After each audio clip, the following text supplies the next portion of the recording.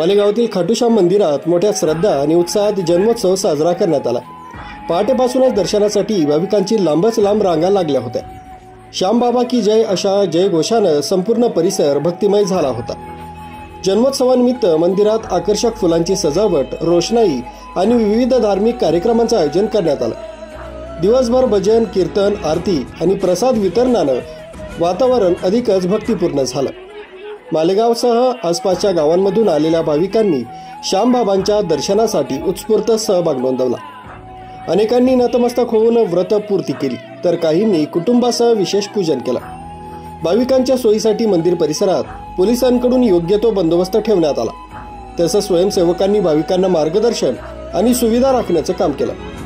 मंदिर समितीनं सर्व भाविकांचं स्वागत करत श्यामबाबांच्या कृपेनं सर्वांना सुख, शांती आणि समृद्धी लाभो अशा शुभेच्छा दिल्या।